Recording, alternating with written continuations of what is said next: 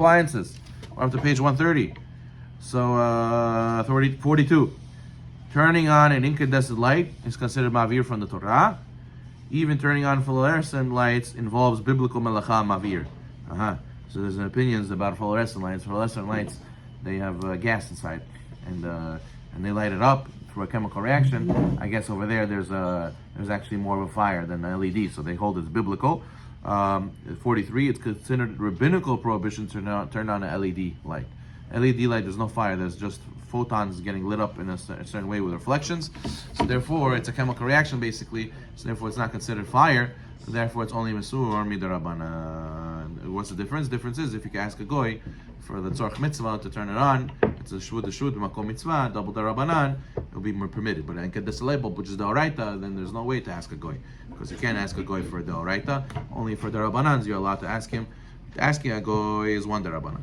Telling him to turn on LED something is darabanan. If makom mitzvah, makom mepsed, makom tsar, all these things, then it'll be permitted, double darabanan, for to ask the goy. And that's why LED, it's good to know that it's darabanan.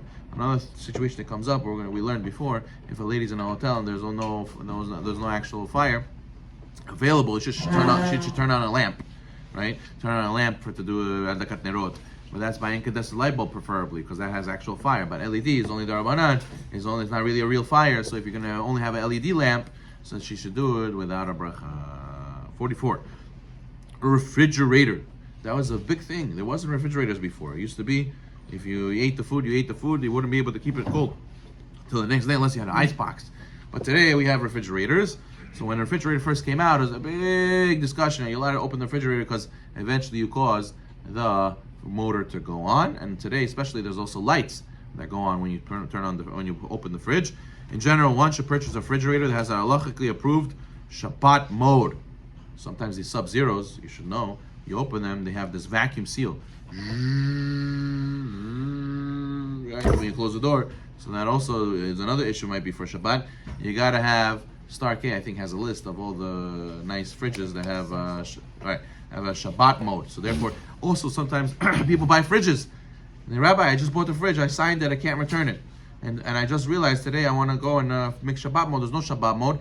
And I cannot turn off the light. The bulb is in a panel inside the inner workings of the fridge. Well, I'm going to break apart the fridge. I said, listen, my friend, you got to do ishtadlut. You got to check before, is this fridge for Shabbat or not? Don't think about only, is it nice, is it big, is it fancy? Think about Shabbat. You move into a house, what's the first thing the Gemara says you should think about? Where do I build sukkah? Where is a Bet Knesset nearby? Mitzvot. You got to think about mitzvot, not just luxuries and how it looks. So therefore, we got to have halachically approved Shabbat mode. Many refrigerators come with standard features that cause electronic or digital functions every time you open and close it, such as fans or displays or lights. So therefore, you got to have one Shabbat mode. Another issue with refrigerators, 45, is that the refrigerator has a light inside that turns on and off when the door is open and closed. You have to deactivate it before Shabbat. If one forgot to turn off the light in the fridge before Shabbat, and now we need to get the food out, Mausim, what do? The refrigerator may not be open on Shabbat. Okay, Chai, I'll take my 2-year-old son, 3-year-old son. Okay, Shloimi, we need hummus. We need wine. Do you know where it is? Yeah, but it's in the fridge. Okay, you know what to do, right? You know what to do. Shabbos goy. My son is Shabbos goy. Asur. Even by a child, it's not allowed. What do? You're allowed to ask a non-Jew, even straight up. Why? Because the whole reason why opening a fridge, what's the Isur? My kavanah is to open the fridge door. My kavanah is not to turn on the light, but it's for sure going to turn on the light. What is this called? Secret ship. Secret ship does not apply by goyim. Does not apply by goyim. So therefore, you're allowed to ask straight to a goy, hey, my friend, can you open the fridge for me? It's Shabbat for me, I'm stuck. Oh yeah, no problem, I'll come, I'll help you. And then he goes and he opens the door for you, you'll Okay, 46.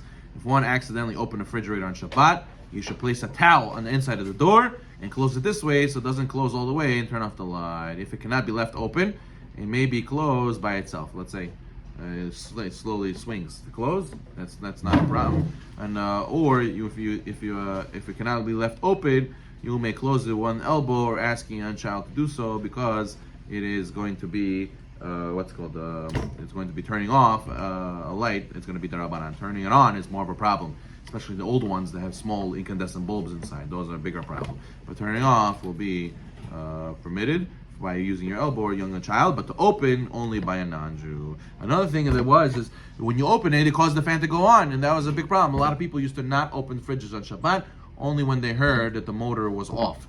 So then Rav Ovadia gave a big tshuva, and he said that in Yomi he wrote a leniency to open fridges on Shabbat in general. You should know he himself was machmir, but in general he permitted people to open fridges. He says it's garama, since it's not directly right away. According to Sfaradim, garama is mutar.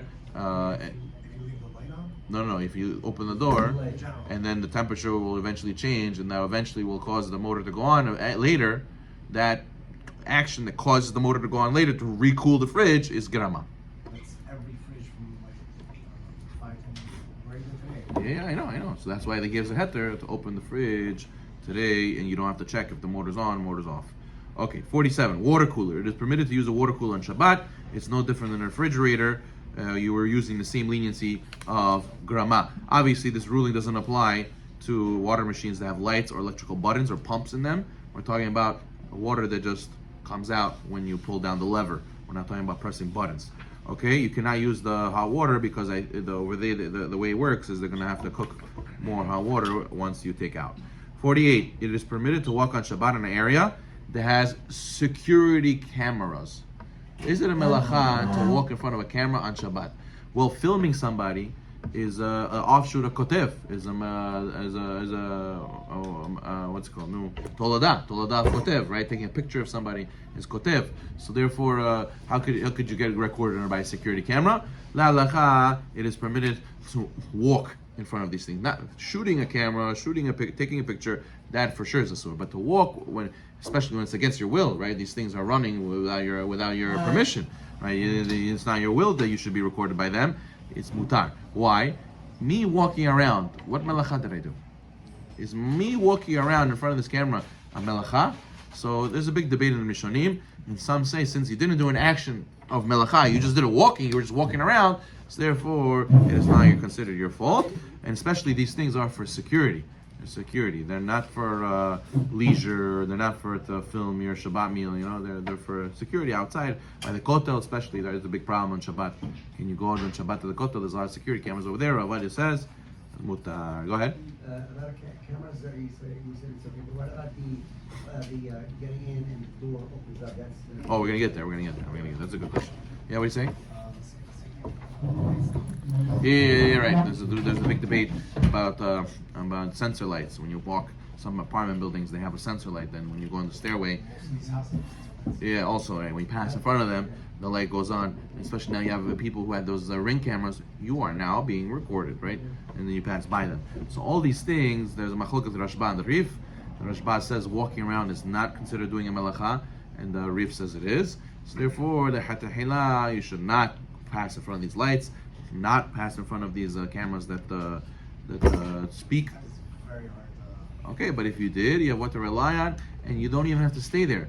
You can walk away. There's another question of once you cause the light to go on, if you walk away, you cause the light to go off. So maybe you should be stuck there until Shabbat's over. By walking away.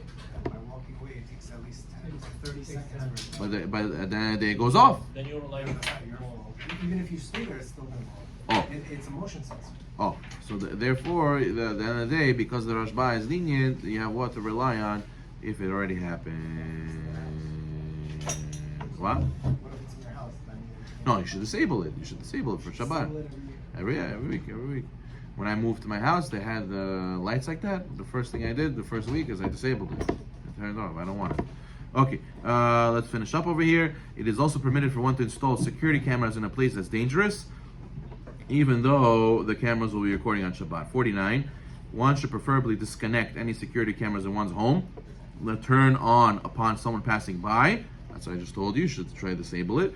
However, if one did not disconnect the cameras before Shabbat, it's still permitted to walk around the home. And then you should know that the people sometimes use these screens. Right? Everybody has like a screen in the house with to see the live feed.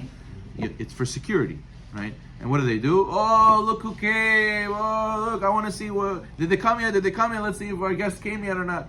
It's not so permitted to use that because now you're using it for personal use. The whole leniency over here to have these cameras running is because of danger, of sakana, of security. But if you're doing it for personal reasons, then you lose the heter.